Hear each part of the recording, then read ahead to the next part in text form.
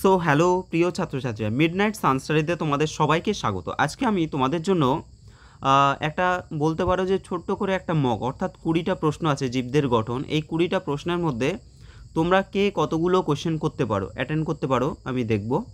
তো তোমাদের আমি এই যে 20টা প্রশ্ন দিয়ে দেবো এবং প্রত্যেকটার অপশান থাকবে। তো তোমরা খাতা আর একটা পেন নিয়ে বসবে, ঠিক আছে? খাতার মধ্যে তোমরা কি করবে, 1 2 3 4 এরকম পরপর একটু 20 অবধি নাম্বার লিখে রাখবে, ঠিক আছে?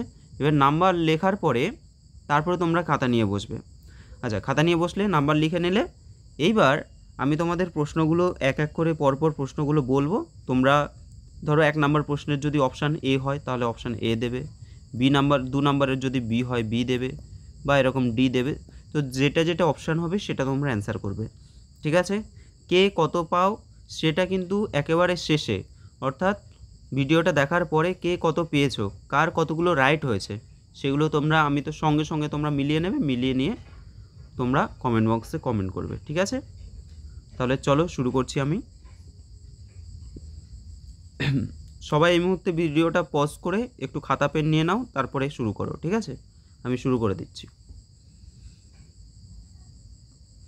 প্রথম প্রশ্ন দেখো, বলা হচ্ছে যে জীবদেহের ক্ষুদ্রতম এককটি হলো। জীবদেহের ক্ষুদ্রতম একক কী হবে? অঙ্গ, তন্ত্র, কোষ নাকি কলা? আচ্ছা, তোমাদের আমি খুব কম সময় দেব, আশা করি তোমাদের অ্যান্সার হয়ে গেছে। অ্যান্সার হবে অপশান সি, কলা, ঠিক আছে? পরের প্রশ্নে চলে যাচ্ছি। কি বললাম, কলা কেন বললাম? অপশান সি হবে কোষ, ঠিক আছে? অ্যান্সার হবে কোষ, জীবদের ক্ষুদ্রতম একক হবে কোষ। নেক্সট কোয়েশ্চেন নাম্বার 2, কোষ আবিষ্কারক ও নামকরণ, আবিষ্কার এবং নামকরণ কে করেন? লিউয়েন হোক, লুই পাস্তুর, রবার্ট হুক নাকি স্লেডেন ও সোয়ান?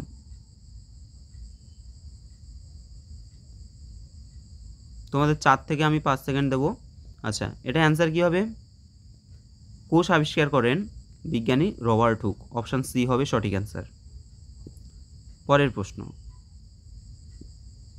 রবার্ট হুক প্রথম কোষ পর্যবেক্ষণ করেন কোথায়? তিনি প্রথম কোষটাকে দেখতে পান পাতার প্রস্থচ্ছেদ থেকে, কর্কের প্রস্থচ্ছেদ থেকে, মূলের প্রস্থচ্ছেদ থেকে নাকি অস্থির প্রস্থচ্ছেদ থেকে?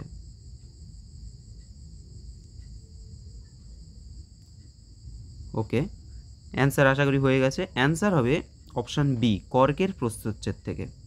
পরের প্রশ্ন, রবার্ট হুক যে কোষ পর্যবেক্ষণ করেন সেটি কী ধরনের কোষ? মৃত কোষ, সজীব কোষ, অর্ধমৃত কোষ নাকি অর্ধজীবিত কোষ?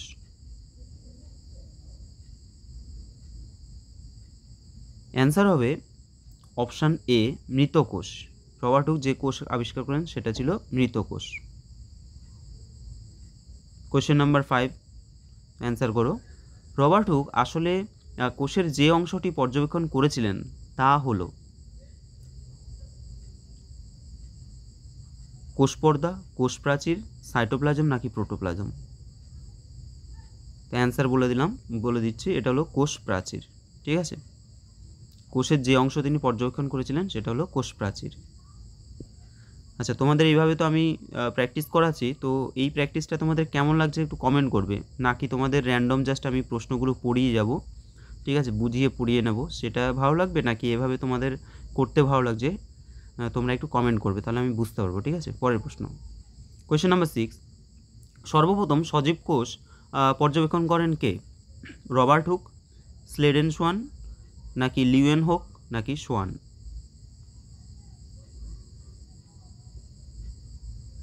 ওকে, অ্যান্সার হবে অপশান সি, ভন লিউয়েন হোক সজীব কোষ আবিষ্কার করেন। কোয়েশ্চেন নাম্বার 7, সরল অণুবীক্ষণ যন্ত্রে লেন্সের সংখ্যা কত? 2টি, 3টি, 1টি নাকি 4টি? অ্যান্সার হবে অপশান সি, 1টি থাকে। সরল অণুবীক্ষণ যন্ত্রে থাকে 1টি মাত্র লেন্স।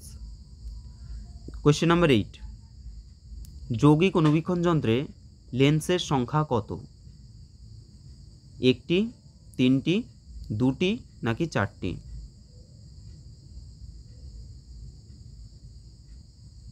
যৌগিক অণুবীক্ষণ যন্ত্রে অ্যান্সার হবে অপশান বি, 3টি থাকে। পরের প্রশ্ন,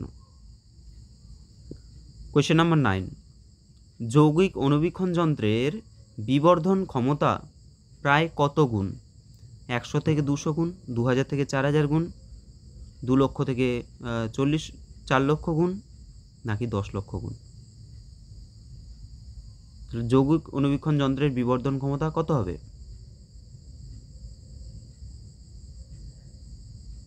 ওকে, অ্যান্সার হবে অপশান বি। ঠিক আছে, পরের প্রশ্ন, অর্থাৎ এটা কত হবে? 2000 থেকে 4000 হয়ে গেল। পরের প্রশ্ন, কোয়েশ্চেন নাম্বার 10, সরল অণুবীক্ষণ যন্ত্রের বিবর্ধন ক্ষমতা প্রায় কত? আগেরটা ছিল যৌগিক, এটা হলো সরল। 1000 থেকে 2000 গুণ, 15 থেকে 20 গুণ, 2000 থেকে 4000 গুণ, নাকি 2 লক্ষ থেকে 4 লক্ষ গুণ?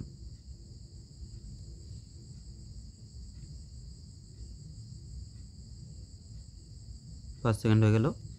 অপশান এটা হবে বি, 15 থেকে 20 গুণ। সরল অণুবীক্ষণ যন্ত্রের ক্ষেত্রে বিবর্ধন ক্ষমতা হয় 15 থেকে 20 গুণ। কোয়েশ্চেন নাম্বার 11, কোন প্রকার অণুবীক্ষণ যন্ত্রে আয়না থাকে না? আয়না কোন অণুবীক্ষণ যন্ত্রে থাকে না? সরল অণুবীক্ষণ যন্ত্র, যৌগিক অণুবীক্ষণ যন্ত্র, আলোক অণুবীক্ষণ যন্ত্র, নাকি ইলেকট্রন অণুবীক্ষণ যন্ত্র?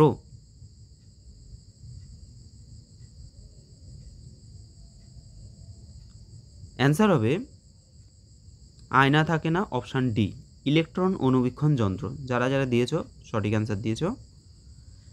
কোয়েশ্চেন নাম্বার 12, আচ্ছা, মূল, কাণ্ড ও পাতার অন্তর্গঠন পর্যবেক্ষণের জন্য ব্যবহৃত হয় কোন অণুবীক্ষণ যন্ত্র? মূল, কাণ্ড, পাতার অন্তর্গঠন, ঠিক আছে, পর্যবেক্ষণের জন্য সরল অণুবীক্ষণ যন্ত্র, যৌগিক অণুবীক্ষণ যন্ত্র, ইলেকট্রন অণুবীক্ষণ যন্ত্র, নাকি ফ্লুওরোসেন্ট অণুবীক্ষণ যন্ত্র?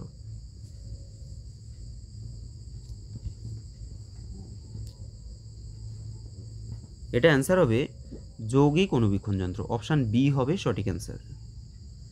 পরের প্রশ্ন 13, ইলেকট্রন অণুবীক্ষণ যন্ত্রের লেন্সটি কি দিয়ে তৈরি? ইলেকট্রন অণুবীক্ষণ যন্ত্রের লেন্সটি কি দিয়ে তৈরি? কাঁচ, তড়িৎচুম্বক, ফাইবার, নাকি ফাইবার অপটিক্স?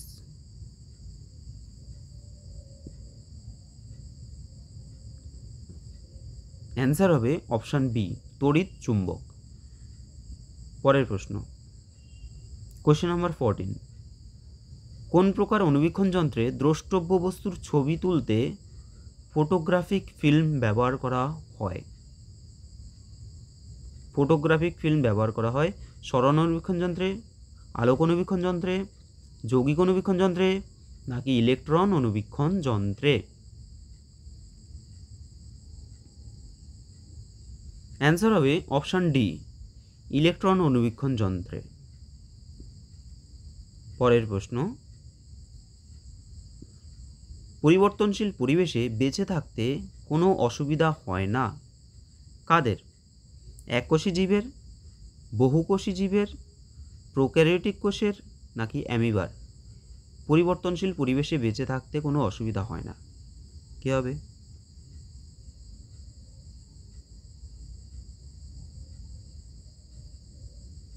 ফার্স্ট সেকেন্ড হয়ে গেছে। অ্যান্সার হবে বহুকোষী জীবের, অপশান বি। ঠিক আছে, অপশান বি যারা যারা দিয়েছো সঠিক দিয়েছো। পরের প্রশ্ন দেখো, কোয়েশ্চেন নাম্বার 16, মানবদেহের কোন কোষটি আংটির মতো দেখতে? কোন কোষটা মানবদেহের সেটা আংটির মতো দেখতে হয়? রড কোষ, কোন কোষ, চর্বি কোষ, নাকি কোনোটিই নয়? অ্যান্সার হয়ে যাবে অপশান সি, চর্বি কোষ। আচ্ছা, এটা একটু তাড়াতাড়ি অ্যান্সার দিয়ে দিলাম। পরের প্রশ্ন 17 নম্বর প্রশ্ন, প্রস্তর কোষ বা স্টোন সেল থাকে কোথায়?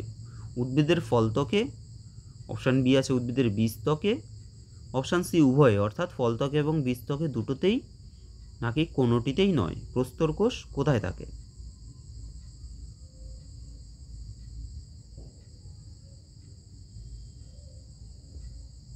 অ্যান্সার হবে অপশান সি, উভয়তেই থাকে, অর্থাৎ উদ্ভিদের ফলত্বক এবং বীজত্বক দুটোতেই থাকে।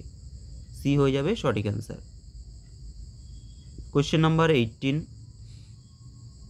উদ্ভিদ দেহে ঊর্ধ্বমুখী সংবহনের সঙ্গে যুক্ত কোষগুলি কেমন আকৃতির হয়? ঊর্ধ্বকোষের সংবহনের সঙ্গে যুক্ত, ঠিক আছে, সেগুলো বহুভুজাকার, নলাকার, আয়তাকার নাকি নক্ষত্রাকার হয়?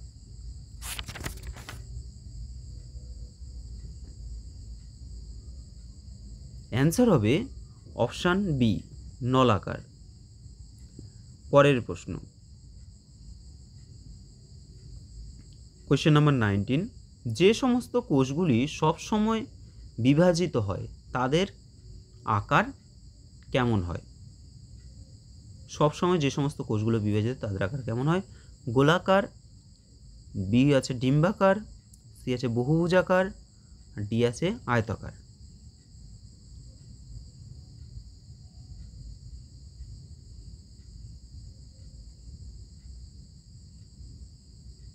এটা অপশান সি হবে বহুভুজাকার, ঠিক আছে, অপশান সি হয়ে যাবে বহুভুজাকার।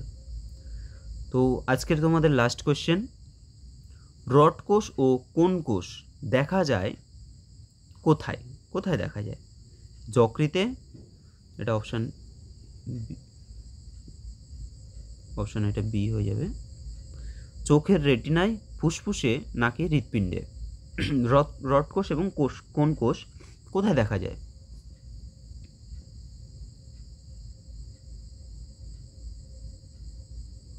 তো অ্যান্সার হবে অপশান বি, চোখের রেটিনায়, ঠিক আছে, অ্যান্সার হবে অপশান বি, চোখের রেটিনায়। এইবার তোমরা কি করবে, এই যে প্রশ্নগুলো আমি বললাম তোমরা নিশ্চয়ই খাতা বের করে এগুলো করেছো আশা করি, ঠিক আছে, প্রত্যেকে অ্যান্সার করেছো। তো প্রত্যেকে কমেন্ট বক্সে অবশ্যই গুনে নেবে, গুনে নিয়ে কটা তোমাদের ঠিক হয়েছে কটা ভুল হয়েছে সেটা তোমরা কমেন্ট বক্সে কমেন্ট করবে, ঠিক আছে। তো যেটা সত্যি সেটাই করবে, যে কটা পেরেছো সেটাই করবে, ঠিক আছে, কোনো অসুবিধা নেই, যে যেমন করেছো সেটাই করে দেবে। আচ্ছা, আরেকটা কথা হলো, তোমাদের এই যে টাইমটা আমি দিলাম, তো টাইমটা কি কম দেওয়া হয়ে গেছে নাকি ঠিকঠাক টাইম আছে নাকি বেশি টাইম হয়ে গেছে? তোমরা এটাও একটু কমেন্ট করতে পারো, ঠিক আছে। আর এই টাইপের ক্লাসটা তোমাদের কেমন লাগছে সেটা তোমরা কমেন্ট করবে, বা তোমাদের এই টাইপের ক্লাস ঠিক আছে নাকি যদি আমি বলি যে এরকম মাঝে মাঝে যদি নিই কেমন হয়? আশা করি তো ভালোই হয়, লাইভ ক্লাস নিলে আরও ভালো হবে। আচ্ছা, ঠিক আছে, চলো আজকে এটুকুনি থাকছে, তোমাদের সাথে দেখা হবে তাহলে পরের ভিডিওতে, ঠিক আছে।